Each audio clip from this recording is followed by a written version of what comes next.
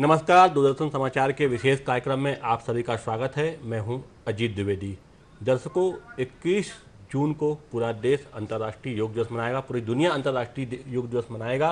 1915 में पहला अंतर्राष्ट्रीय योग दिवस जो है वो मनाया गया था और उसके बाद से लगातार हर वर्ष अंतर्राष्ट्रीय योग दिवस मनाया जा रहा है। हर साल इसकी अलग अलग थीम होती है। इस बार कोरोना के कारण इसकी थीम रखी गई है, घर पर योग करें, परिवार के साथ योग करें।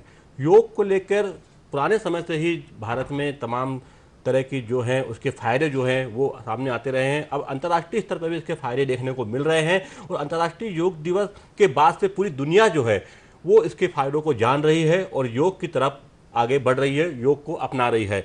योग को लेकर आज हम बात करेंगे कि योग और अवसाद, क्योंकि वर्तमान समय में जो मानसिक अवसाद है या हम कहें डिप्रेशन है या तनाव है, ये कोरोना काल में बहुत ज़्यादा बढ़ गया था और इसको लेकर किस तरीके से योग के माध्यम से हम मानसिक अवसाद को कंट्रोल कर सकते हैं, डिप्रेशन को कंट्रोल कर सकते हैं, उसको खत्म कर सकते हैं, इस विषय पर आज हम बात करेंगे। हमारे साथ दो खास मेहमान, दो एक्सपर्ट मौजूद हैं। हमारे साथ डॉक्टर साधना डोनरिया हैं जो कि एचओडी हैं योग विभाग में बीयू विश्वविद्यालय में। मैडम आपका बहुत स्वागत है। और साथ ही डॉक्टर राहुल शर्मा हैं जो कि क्लिनिकल साइकियाट्रिस्ट है और लंबे समय से प्रैक्टिस कर रहे हैं जो मानसिक व्याधियां होती हैं उनको लेकर। आप दोनों का बहुत बहुत स्वागत है कार्यक्रम में। अब हम शुरुआत करते हैं कार्यक्रम की। सबसे पहले बात करेंगे डॉक्टर राहुल से। डॉक्टर साहब, जिस तरह देखा गया है कि कोरोना के समय में जब लॉकडाउन हुआ और महीनों तक सभी गतिविधियां बंद रही, लोग अपने घरों में कैद रहे, तो तमाम तरह की जो है मनोवैज्ञानिक जो है व्याधियां कहें, हमें बीमारियां कहें, वो पैदा हुई। हालांकि जो इस समय जो माहौल है, जो कि ग्लोबलाइजेशन का जो माहौल है या फिर अर्थव्यवस्था के कारण या तमाम तरह की जो पारिवारिक समस्याएं हैं या व्यापारिक समस्याएं हैं, प्रोफेशनल की समस्याएं, उसके कारण भी ये समस्याएं सामने आती रही हैं, लेकिन ये इन कोरोना संकट के समय में ज़्यादा बढ़ के आई है। तो ये किस तरह से समस्या सामने आई है, क्या क्या समस्याएं हैं जो कि हम इस समय देख रहे हैं? देखिए, एक तो ये बहुत ही एक अनप्रेसिडेंटेड सिचुएशन है और लॉकडाउन हुआ, पूरे देश में लॉकडाउन हुआ और ये बहुत बड़ी बात है। लोगों ने इसको शुरू में नहीं लगा लोगों को कि ये इतना लंबा चलेगा, लेकिन लॉकडाउन के दौरान हमने काफ़ी लोगों से बात की। उनके दो ही तरह के सवाल हुआ करते थे कि ये लॉकडाउन कब ख़त्म होगा और ये कोरोना कब ख़त्म होगा, क्योंकि इस लॉकडाउन के पीरियड में लोगों को कई सारी मानसिक समस्याएं, घर में रहने पर, काम से दूर रहने पर, कई सारे और प्रतिबंधों के चलते उनमें कई तरह की मानसिक समस्याएं आई, जिनमें डिप्रेशन और चिंता की समस्या, ये दो बड़ी ख़ास किस्म की समस्याएं थी। लोग अपने फ्यूचर के लिए बहुत ज़्यादा असुरक्षित महसूस कर रहे थे, आशंकित महसूस कर रहे थे कि उनका आने वाला कल किस तरह का होगा, कहीं वे भी संक्रमित ना हो जाएं। तो एक भय का वातावरण बहुत ज़्यादा बना लोगों में। एक और चीज़ इसके साथ में जो देखने में आई, जिसको हम लोग इंग्लिश में बोलते हैं साइकोजेनिक कोविड-19 रिएक्शन, माने अगर मुझे हल्का सा भी बुखार है, हल्की सी भी मुझे खांसी होती है, तो हर एक व्यक्ति को ये आशंका होने लगती है कि कहीं उसको कोविड-19 तो नहीं हो गया है, कहीं उसका ये जो खांसी है वो कोविड-19 से रिलेटेड तो नहीं है। तो लोगों के अंदर एक तरह का भय बहुत तेज़ी से फैला, क्योंकि ये पहली बार जो ये जनरेशन है जो पहली बार इस तरह की महामारी का सामना कर रही थी। तो इसके देखते हुए लोगों का मन और एक व्यक्तिगत मन और एक कलेक्टिव मन, दो तरह के मन होते हैं, दोनों स्तर पर लोगों को कई तरह की परेशानियों का सामना करना पड़ा। तो निश्चित तौर पर ये बहुत ही अलग तरह की सिचुएशन थी जिसको लोगों ने अपने अपने ढंग से हैंडल किया और कई सारे लोग उसको हैंडल नहीं कर पाए और नहीं कर पा रहे हैं।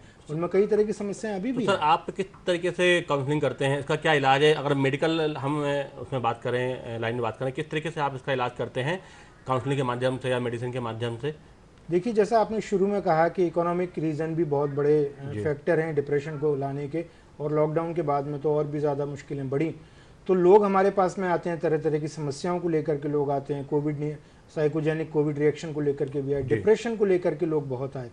तो उसमें एक तो ये बहुत ज़रूरी होता है कि लोगों को ये कहा जाए कि जो तमाम सारी जानकारियाँ कोरोना को लेकर के आ रही हैं दुनिया भर से, सोशल मीडिया के माध्यम से और दूसरे तरीके से, इतनी सारी जानकारियाँ, इतने रश ऑफ इंफॉर्मेशन जो था, उसको लेने से बचें, क्योंकि सारी जानकारी ठीक नहीं है।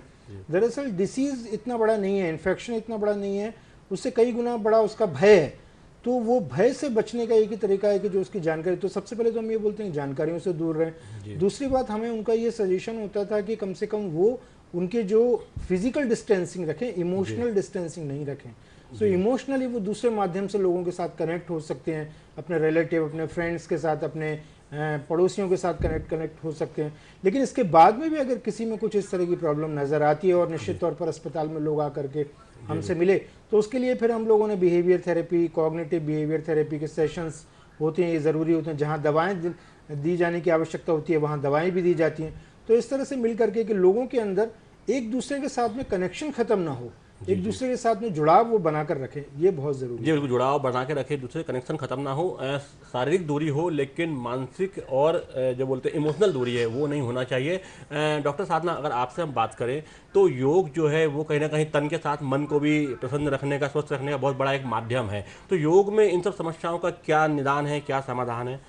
देखिए, जैसा भी डॉक्टर साहब ने बताया जी कि ये मन के स्तर की जो बीमारी है, मन के स्तर पर जब बीमारी होती है वो फिर शरीर पर परिलक्षित होती है थोड़े समय के बाद में। जी पहले मन बीमार होता है और मन को स्वस्थ करना अति आवश्यक है। जैसा आपने बताया कि भय, भय क्या होता है, व्यक्ति के मन को दुर्बल करता है, और जब मन दुर्बल होता है तो शरीर दुर्बलता को प्राप्त होता है। ये जो भय की दुर्बलता है, शारीरिक दुर्बलता से मानसिक दुर्बलता अति खतरनाक होती है। जी मानसिक दुर्बलता से मेरा मतलब यहाँ ये है कि जब व्यक्ति का मन अंदर से भयभीत होता है तो वो चाह कर के भी किसी अच्छे काम की ओर अग्रसर नहीं हो पाता।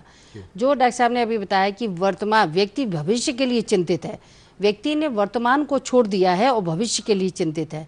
मेरा कहना यह है कि व्यक्ति पहले वर्तमान को सुरक्षित करे। यदि वर्तमान सुरक्षित होगा तो भविष्य निश्चित रूप से सुरक्षित हो मैडम, क्या जाएगा। इसमें योग प्राणायाम अगर हम करें तो इसमें कहीं ना कहीं राहत मिलेगी? जो लोग इससे ग्रसित हैं या तनाव से ग्रसित हैं, अवसाद से ग्रसित हैं, किस तरीके के योग या प्राणायाम हैं इसमें जो कि इनके लिए लाभकारी हो सकते हैं? देखिए, इसमें जो महर्षि पतंजलि के अष्टांग योग है जी। उसका षटकर्म, आसन, प्राणायाम और ध्यान, इन 4 अंगों की बड़ी महत्वपूर्ण स्थिति है इस भय को, इस अवसाद को दूर करने के लिए। आसन करने से व्यक्ति का शारीरिक स्तर मजबूत होता है। जी द्वंद्वात्मक जो स्थिति है, डुअलिटी में जो वो जी रहा है, उससे वो निजात पाता है। करें न करें, ये करेंगे तो ऐसा होगा, नहीं करेंगे तो ऐसा होगा, इससे उसके एक्चुअली मन निश्चितता को प्राप्त होता है। मन में बुद्धि स्थिर होती है, बुद्धि निश्चयात्मक स्थिति को प्राप्त होती है। उसके पश्चात आप प्राणायाम जब करते हैं तो प्राणायाम प्राणिक हीलिंग करता है और प्राण को मजबूत करता है। प्राण से मतलब मेरा यहाँ है कि जो कि प्राण शक्ति है जिसके आधार पर आज हम जीवित की संज्ञा में हैं। शरीर के अंदर से जब प्राण निष्कासित हो जाता है तब ये शरीर शव की स्थिति में आ जाता है। अर्थात प्राण की बड़ी महत्वपूर्ण भूमिका है।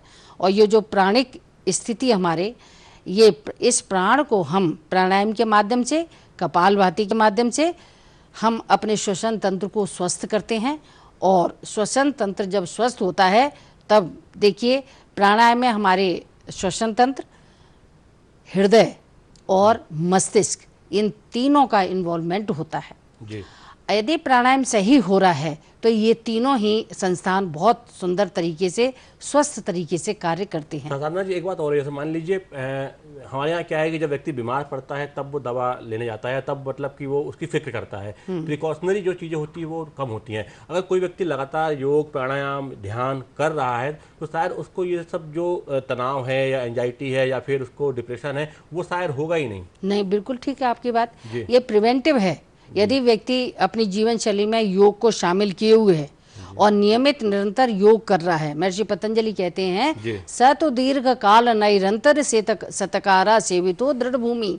जो व्यक्ति इस तरीके से अर्थात निरंतर, लंबे समय तक और आदर पूर्वक, श्रद्धा पूर्वक अभ्यास करता है, वो निश्चित रूप से जीवन में कभी बीमार नहीं होगा, और होगा भी तो उसकी बीमारी कब कैसे चली जाएगी उसे स्वयं भी पता नहीं चलेगा। जी बिल्कुल। डॉक्टर राहुल, जैसे कि मनोवैज्ञानिक जो रोग होते हैं, मानसिक रोग होते हैं, कहीं ना कहीं वो मन से जुड़े होते हैं, मस्तिष्क से जुड़े होते हैं, और इसके लिए आप काउंसलिंग करते हैं, कई बार आप जब ज़्यादा होता है तो आप मेडिसिन भी देते हैं इस तरह के। तो इसका स्टेज क्या क्या होते हैं, क्या क्या प्रकार होते हैं, और आपको भी लगता है कि योग के माध्यम से इसका समाधान हो सकता है? और अगर कोई व्यक्ति लगातार पहले से ही योग करता आ रहा है तो वो इनसे बच सकता है, इन तनाव से, अवसाद से, डिप्रेशन से?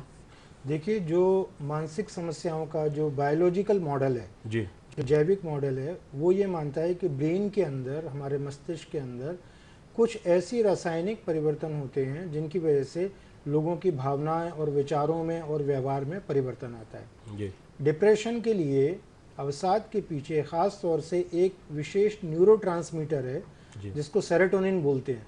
तो सेरोटोनिन नाम का जो न्यूरोट्रांसमीटर है उसके लेवल में गड़बड़ी होती है। ये दुनिया भर में स्थापित हो चुका है कि यौगिक क्रियाओं से, प्राणायाम से और ध्यान की क्रियाओं से ये जो रसायन है सेरोटोनिन न्यूरोट्रांसमीटर है, इसको बैलेंस करने में बहुत मदद मिलती है।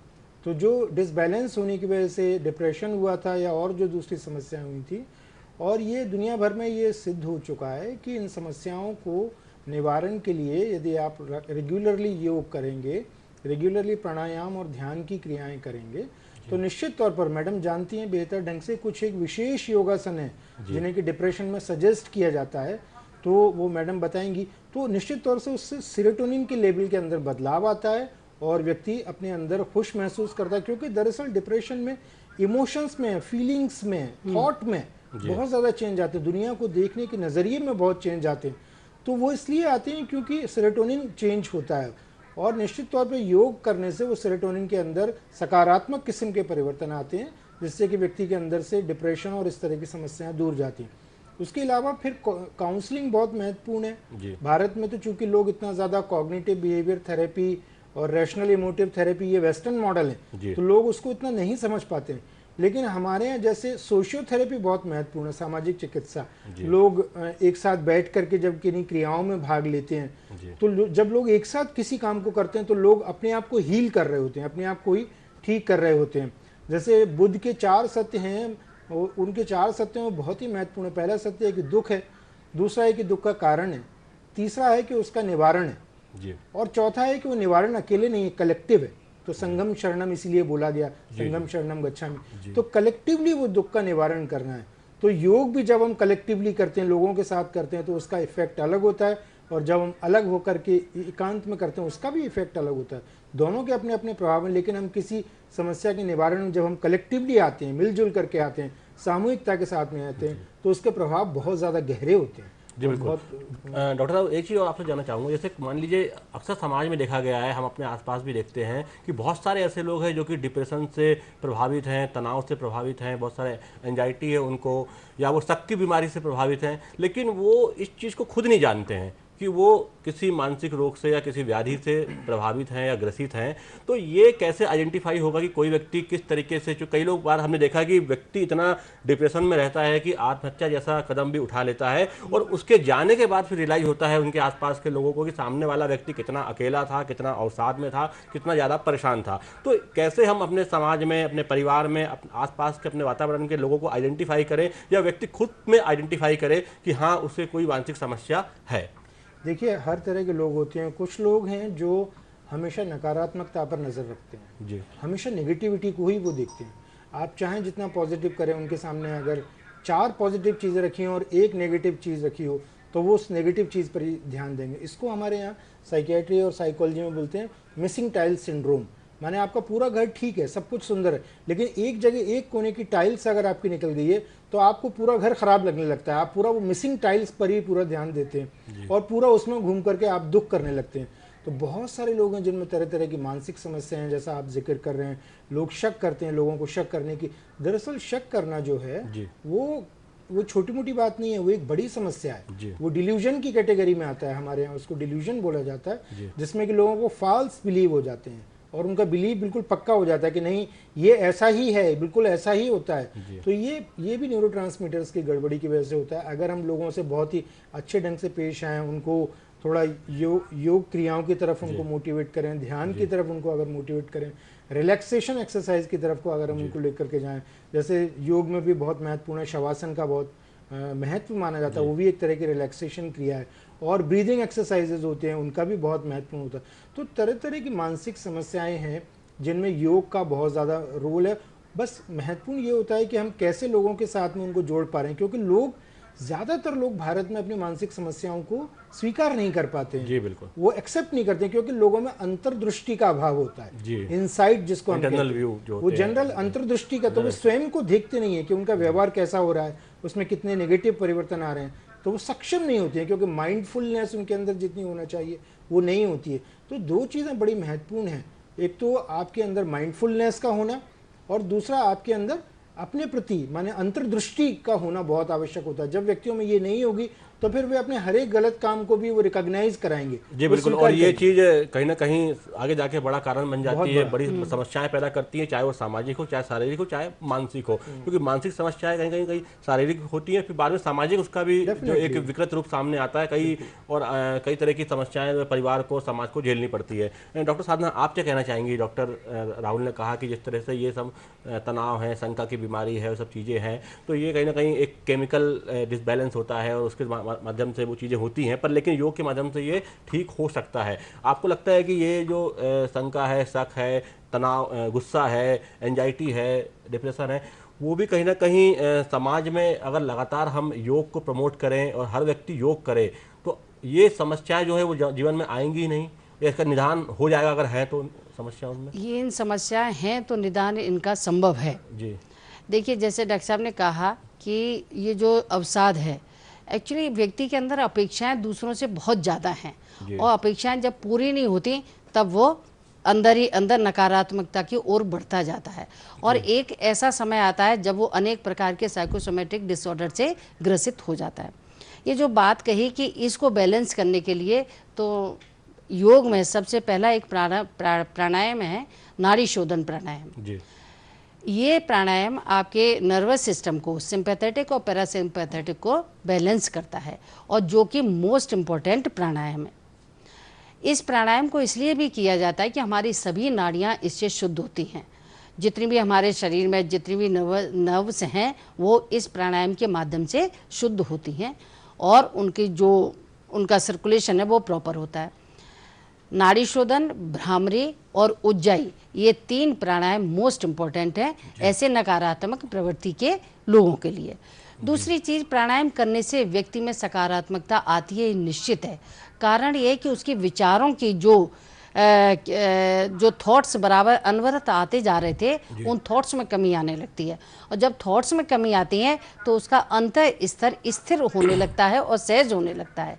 जब अंतर स्तर सहज होता है तब वो सरलता की अपनी ओर मुड़ना प्रारंभ करता है। इसके पहले वो बाहर ही बाहर जा रहा है।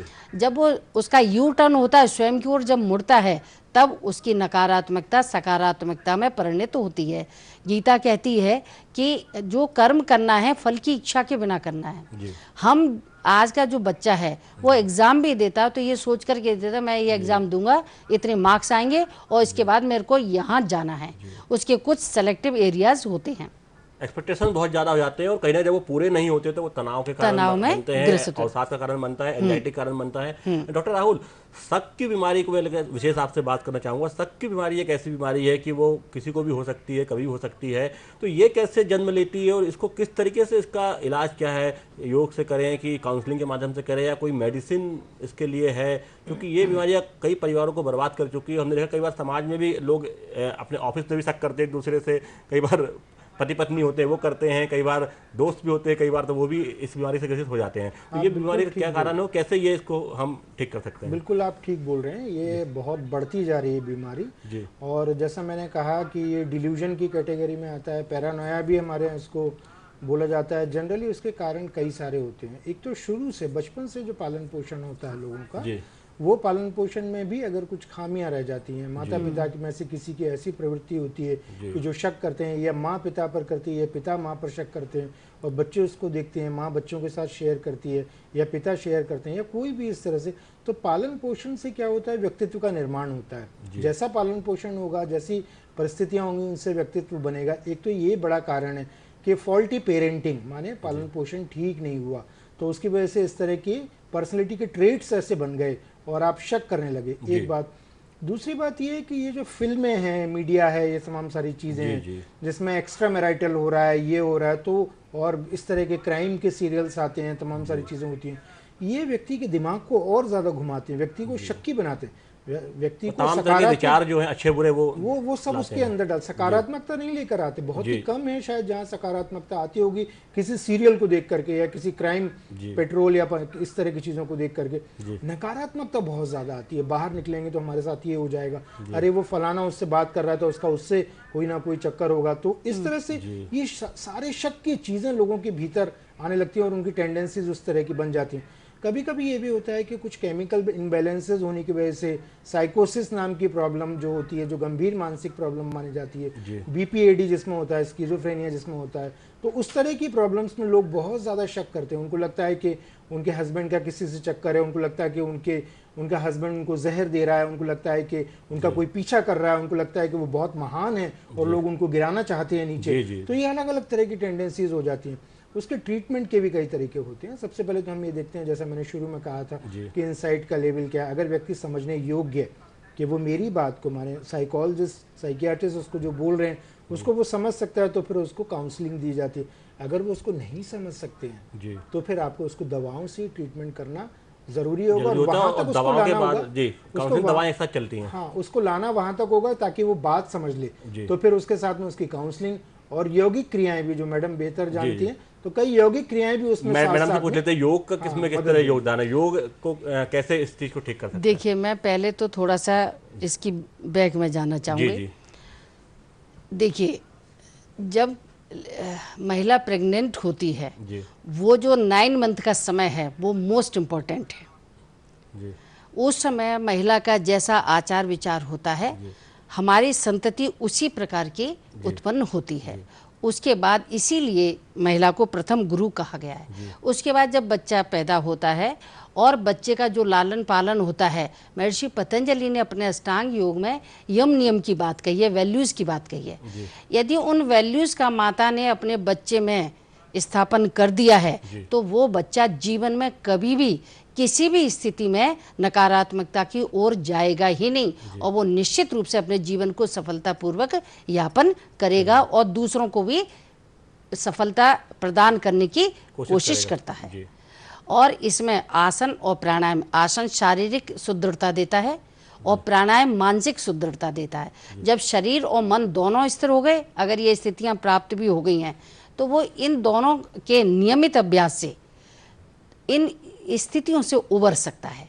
थोड़ा समय लगेगा, ये नहीं हो सकता कि जैसे हमने डिस्प्रिन खाई और हमारा आधे घंटे में दर्द ठीक हो गया, हमने एक दिन आसन किया और हम ठीक हो गए। ये एक थोड़ी लंबी प्रक्रिया है, लंबी प्रक्रिया, लेकिन स्थिर प्रक्रिया। इस प्रक्रिया को हमें लगातार करना होगा और हमें कोशिश करनी होगी कि हम योग और प्राणायाम को अपने दैनिक जीवन का एक महत्वपूर्ण हिस्सा बनाएं, इसका रोज अभ्यास करें, और तब हम इन सभी तमाम तरह के अवसाद, बीमारी, एंजाइटी जो है, जो डिप्रेशन है, उससे हम बच सकते हैं। तो बोलते हैं कि अगर बीमारी के पहले अगर आप उसका जो बोलते हैं प्रिवेंशन करना शुरू कर दें, उसके लिए तो बहुत ज़्यादा अच्छा होता है और जिससे कि इलाज की जो है वो आवश्यकता ही ना पड़े। तो आप सभी भी जो है योग को अपने जीवन का अभिन्न अंग बनाइए, क्योंकि वर्तमान समय में जिस तरीके से हम देख रहे हैं कि तमाम तरह की जो स्थितियां उत्पन्न हो रही हैं समाज में, परिवार में, तो कहीं ना कहीं डिप्रेशन है, तनाव है और एक तरह की जो अवसाद है वो जीवन में घर करते जा रहा है। और इसको दूर रखने के लिए हम योग के माध्यम से, प्राणायाम के माध्यम से अपने जीवन को एक सुखमय जीवन बना सकते हैं, एक सफल जीवन बना सकते हैं। आप दोनों मेहमानों का बहुत बहुत धन्यवाद शामिल होने के लिए। तो विशेष कार्यक्रम में आज इतना ही, फिर हम मिलेंगे, तब तक के लिए पूरी टीम को दीजिए आज्ञा। नमस्कार। नमस्कार।